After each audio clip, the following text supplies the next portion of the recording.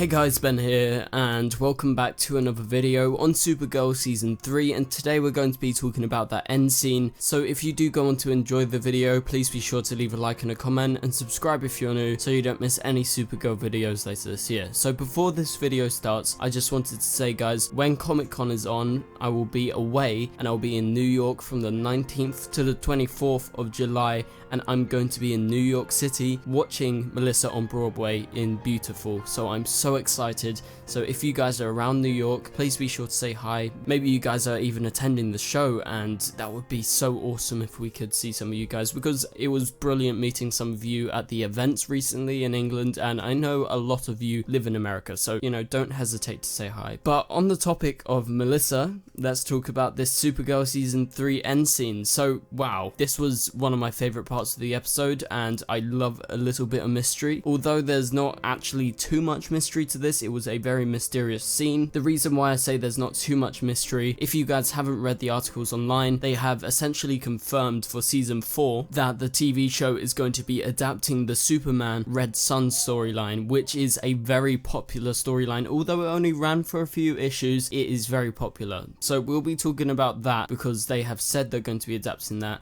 in a minute. But first off, I want to talk about my initial thoughts when I saw this scene at the end of the episode, probably like 5 hours ago from now when I actually watched the episode. So I initially thought maybe this is a new version of Bizarro, somehow Bizarro survived, because it looked like a very Bizarro type Kara, because she was very confused. So that was my initial thought in my head, but then I got to process it a bit more, and then I realized with what happened, Supergirl held the Haranel, and we know what that actually did to Rain. It literally split Rain from Sam. So what's to say it can't split one part of a whole human person or a whole Kryptonian and make them into two? So we saw the smoke go into the air, and you know, it went to Siberia, so that's in Russia, which is a tiny bit different because in the Red Sun storyline it's based in the Soviet Union. Obviously in present day we don't have the Soviet Union, so it's based in Russia, not Ukraine, which it is in the comics. So obviously they're going to change stuff, so don't expect it to be word for word, comic strip to comic strip, Red Sun Superman. Another thought that went into my mind was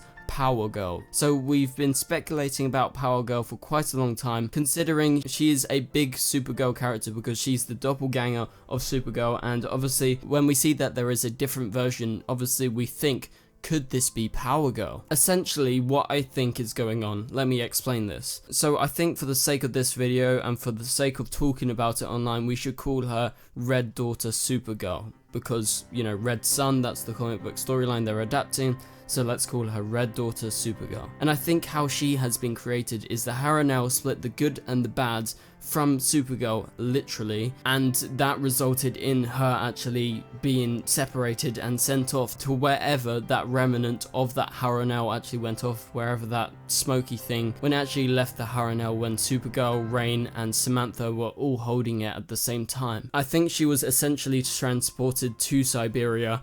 That's just in terms where it actually landed, it could have gone anywhere. And what I think during the break, because they normally follow real time over the 6 months, I think due to her being found at that Russian military base, most likely she is going to be trained in Russia under Russian authority, and it's going to be kept a secret. So like Superman in Red Sun, but she just didn't crash there. She just landed there due to her being split from Supergirl, and she's in Siberia and she's going to be trained up there. She seems really confused, and it seems like she doesn't have a clear conscience, so she's susceptible to manipulation, and I think that's what's going to be happening. So let me quickly explain some of the Red Sun stuff. It's an Elseworld comic, so it's just an offshoot of the normal Action Comics Superman storylines that we normally get and we've got for so many years. And so in Red Sun, Superman's ship lands in the Soviet Union at the current time, which is actually Ukraine, not Russia. And so instead of fighting for America, he fights for the Soviet Union and is essentially brought up to become this person that is a totally different version than the Superman we're normally used to see. So it's a Russian version, and at one point he joins Stalin's inner circle, and You know, it's just really just a crazy twist on the idea of what Superman stands for, and so that is essentially what I think is going on in this end scene. So thank you guys so much for watching. Hopefully you did enjoy this video. Let me know what you think of this scene. Do you think it's going to be accurate to the Red Sun Superman comic books, or do you think, like myself, they're going to shoot off a bit and, you know, mix and mash a few different things? So anyway guys, I will see you guys later. Goodbye.